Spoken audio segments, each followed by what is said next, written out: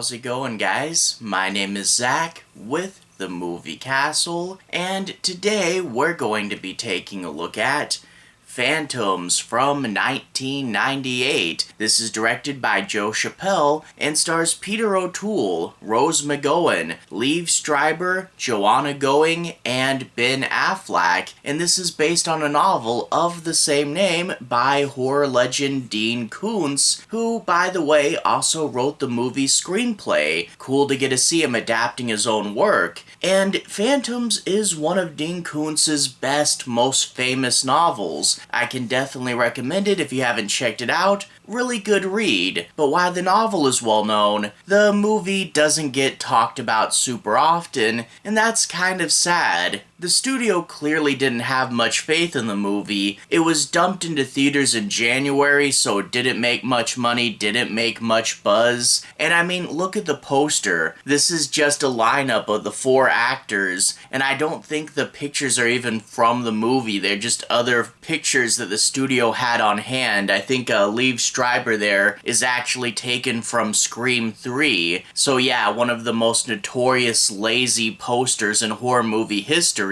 And it kinda sucks that this movie kind of came and went without much fanfare, cause it's actually pretty good. Now, don't get me wrong, it's not perfect and it definitely doesn't live up to the book's potential, but it's a movie that has a lot of stuff I really like. I mean, just the base hook with the story. 2 sisters going in and finding an abandoned town. It's the classic trope of wandering in after something horrific has happened and trying to figure out the mystery. What happened here? What am I dealing with? Is it still around and dangerous? Mass disappearances are always a really interesting story idea, and this can be traced back to real life with things like Roanoke and ghost ships. And to be able to see the town of Snowfield on screen, it's a really cool set, and exploring the empty streets, the empty hotel, the sort of like back room of the bakery. There's lots of really fun sequences, and this movie has a really good sense of atmosphere. Top that off with a pretty fun cast that gives this movie a sense of life and levity and energy behind it. There's a lot to like here, in particular the first half, and I in general did enjoy it. It's not the biggest, best movie ever by any means, but it's definitely worth a watch. But when we talk about flaws, it really does come down to scale. If you guys know the book, and I'm not going to spoil it, but the book is pretty thick, and it uses its time wisely. You really get to chew on the mystery, you really get to know the characters, and you also get a nice gradual sense of scale. It's just the 2 sisters, then some cops, then the situation gets to be more serious, and then eventually, towards the end of the book, we graduate to epic horror. The book is pretty long, the movie's only 96 minutes. That sense of scale doesn't really happen. We kind of jump up somewhere about halfway through the movie, and it definitely feels like a bit of an awkward tonal shift. And the first half is the best, and I really wish we had more time to chew on the mystery and let everything sink in. What Dean Koontz would do when he adapted the book, yeah, he did make some changes, but it's mostly just making an abridgment, making it shorter and kind of rushing through things. And also, as I said, it ends with epic horror. They did not have the budget to do epic horror in the movie, let me tell you that. So the first half's pretty fun, a little bit too rushed, a little bit too underdeveloped. The second half has some interesting ideas, but it is a bit too much of a tonal shift, and we don't really have the resources to push this as far as it needs to go. Overall, I say Phantoms is one of those movies that is basically begging for a second adaptation. Imagine Phantoms remade as an 8-part miniseries with a decent budget behind it. This could be really, really good. As it stands now for what we got, it's still a really fun premise with a good sense of atmosphere, and I like the characters in here. It just doesn't quite punch as much as it should, but I still like it. I still think it's fun, and I wish more people would talk about it. But that being said, I do want to break down and analyze things a little further. I'll be avoiding the end, so no major spoilers, but I want to say my piece on a few plot points and do a bit more of an analysis. So without further ado, let's dive on in.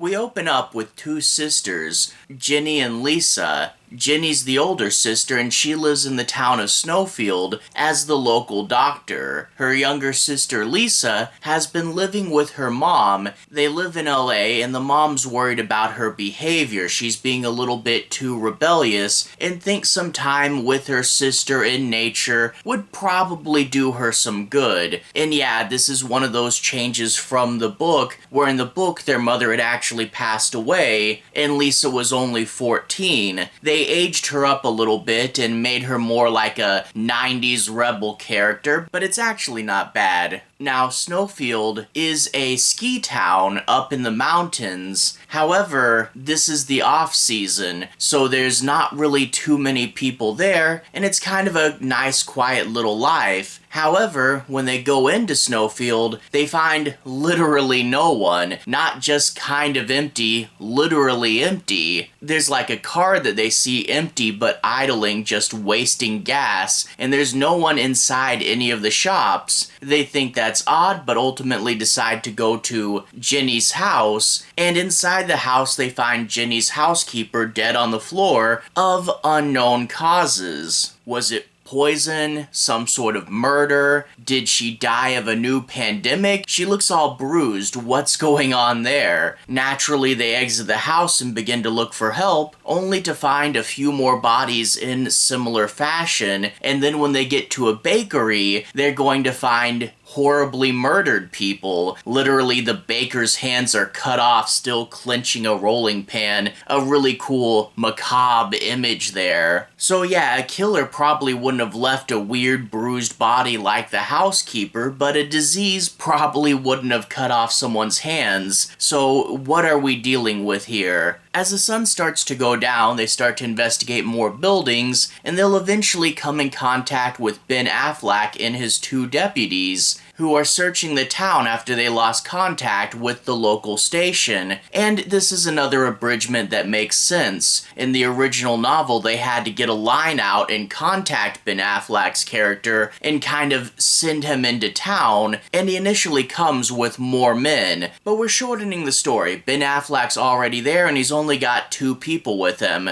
And in turn, we'll be whittling through characters at a much faster rate, and we can get down to hardly anybody really quick. Another big change from the book, and this one I think is actually for the better, is Liev Schreiber's character. In the movie, he's a jerk still, but it's played more comedically. He's a scoundrel, but he's not downright evil like he was in the book, and in turn it makes the movie a lot more funner. It's a character that you love to hate more than a character that you just hate. And we get some back and forth between him and the other characters as he starts to rub them the wrong way. Eventually, of course, we will get more clues. They start to think they're not alone in the town, and they start to actually see some stuff, hence the name of the movie, Phantoms. What are the mysterious things in the town with us? They'll also have this fun scene where they're exploring a hotel room, and on the bathroom mirror in lipstick is written the words, Timothy Flight, the agent enemy. Who is Timothy Flight? Well, they get a line out to the outside world, and it turns out that Timothy Flight is a tabloid journalist that just so happens to have some theories on mass disappearances. And with him and other people coming in, that's where we do kind of get that jump, which, again, the scaling in the book is more gradual and does work better, but Timothy Flight is Peter O'Toole, and he brings a lot to the movie as well. But yeah, the transition into the second half, like I said, isn't as smooth, but also the ideas we're dealing with here, we don't really have the time to let them sink in and elaborate themselves, and we don't have the budget really to pull off the scale, so there are a few moments that I do wish would punch a little harder, and there's also a few moments that are unintentionally kind of funny, and again, it's a case of I like seeing Peter O'Toole, it's interesting where we do go, but ultimately the second half isn't as fun as the first half, and part of me wishes this was like a 2-part miniseries like Salem's Lot, because if we had 2 hour-and-a-half segments, sense, we could have like a natural division and each side would get to play out better. Yeah, I have to say Phantoms definitely would have played better as a mini-series, either two-parter or just a single limited season. I hope we get that in the future. As it stands though, the Phantoms we got is fun enough. Maybe it doesn't fully live up to its potential. Maybe it should have punched a little harder. Maybe things didn't have the time to breathe. But it still is a fun bit of atmosphere with a good cast of characters. I loved the set of the abandoned town and I loved the mass disappearance mystery. Overall, it's got a lot going for it. Even if it is a semi-forgotten late 90s movie, it's worth checking out at least once. Anyway though, to everyone who's watched so far, thank you for watching. To everyone who's liked and subscribed, thank you. You really are helping the channel out. I'll leave a relevant playlist on the bottom. If you guys want to see more movies kind of like this, feel free to click right here and see more. Anyway, have a good day. I'll see you guys again very, very soon. Playlist here.